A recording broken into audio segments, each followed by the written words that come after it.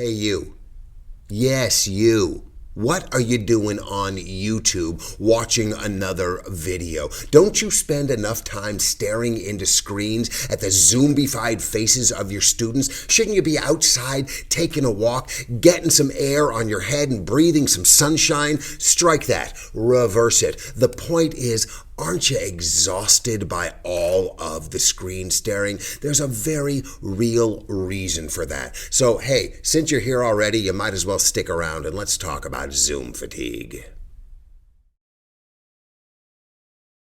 Hi, and welcome to Classroom Confidential. My name is Christopher Youngren, and I'm a middle school ELA teacher in Tucson, Arizona.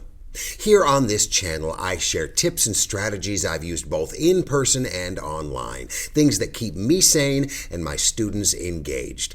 I'm delighted to share my ideas and experiences with you, so welcome. So until a year ago, I had never even heard of Zoom, and now it seems we live in a world that is run completely by Zoom power. And while there are a lot of really great things about Zoom, in fact, quite frankly, we couldn't have really had school this year without it, it can also be taxing, exhausting, and it can leave us wiped out and drained. And there are a lot of really good reasons for that. So we're going to talk about a few of them today and some solutions to help combat the ongoing Zoom fatigue that we're all feeling.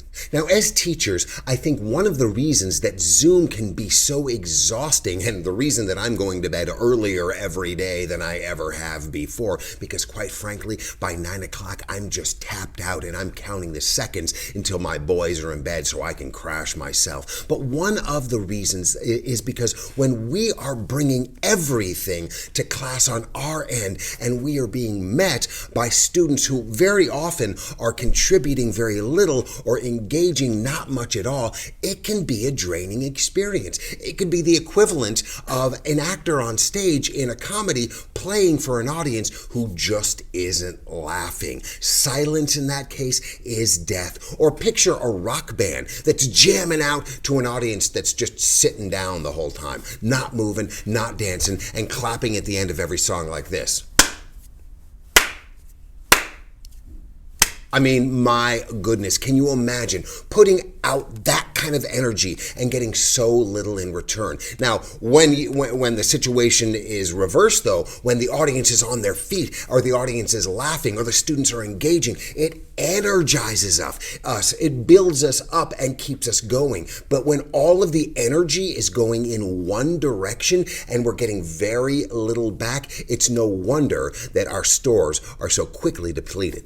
Now, one of the simplest fixes for this is to design classes that aren't completely dependent upon student reaction or engagement or input. Now, if you know me and if you've seen any of my other videos, you know that I'm a big fan of classroom community and establishing a back and forth and a dialogue with the students. But there are some days that even my best students are checked out and not participating. And that is not a hill I'm going to die on. So we need to have an escape route. Rather than beating a dead horse and belaboring a point and insisting on adherence and compliance and engagement, we need to figure out other ways to go if that doesn't occur. Maybe show a video, maybe have them do an activity. The last thing you want to do is stop and demand that students answer you, because that's going to lead to awkwardness and aggression and conflict, and it's going to leave you dead in the water and drowning. Another reason the Zoom classroom experience can be so exhausting and draining is because we are constantly not just looking at a Brady Bunch grid of our students, but we are in that picture as well. So we have our own image coming back at us all day long. It's like the equivalent of somebody holding a mirror up to us all day and just following us around. Who wants to look at themselves in the mirror all day long? I'm sure there are some narcissists out there that probably wouldn't mind, but typically it's kind of exhausting because we're, even on a subconscious level, if we're not aware of it, we are constantly looking at ourselves and judging ourselves and probably being critical of ourselves, and that in itself can lead to a type of exhaustion, even if we're not aware of it on the surface. So the simplest fix for this, if you right-click on your picture on the Zoom grid, you will have an option to hide self-view. The students will still be able to see you, but you will no longer be able to see yourself, and you won't constantly be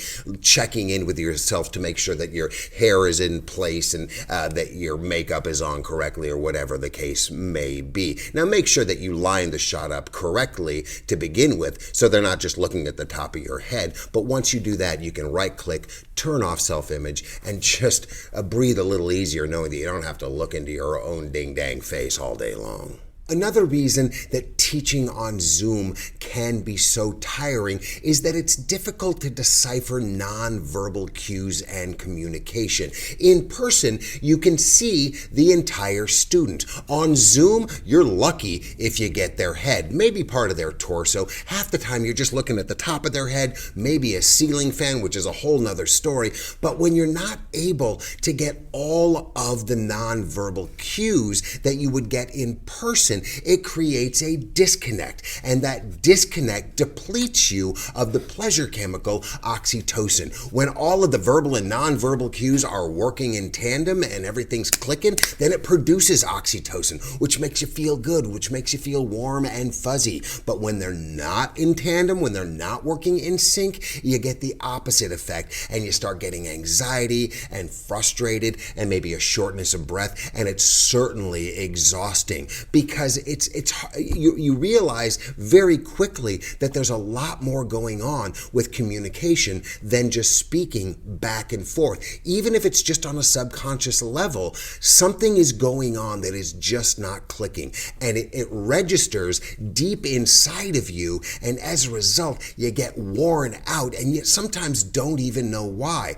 And then you have also the disconnect of making the choice between connecting with your students by looking in the camera or actually looking at them. Because when you're looking at them and when you're trying to read them, you have to look down here at your computer screen. But if you want them to feel connected with you, you have to look into the camera. So your brain is constantly being forced to choose between reading the messages that your students are sending you and connecting with the students yourself. And it's a completely unnatural situation. If you were here in person, you'd just be looking at people because everybody would be here together and you'd be able to all communicate within the same sphere of operation. But here, it's this kind of unnatural, weird thing that you're forced into doing, either looking down here or looking here. And that in itself can be super duper exhausting. Now, to make matters worse, you're looking at an entire class of students all at once. All of their eyes are looking back at you at the same time. It'd be like the equivalent of being in an elevator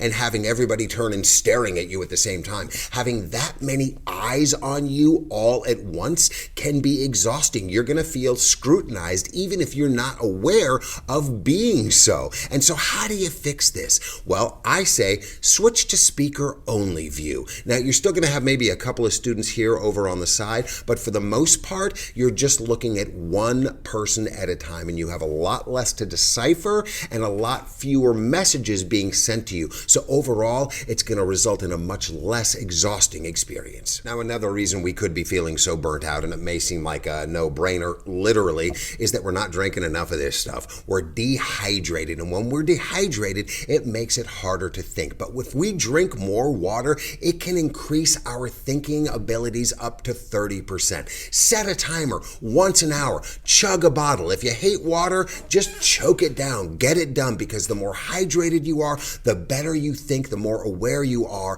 and the more energy you're going to have as a result.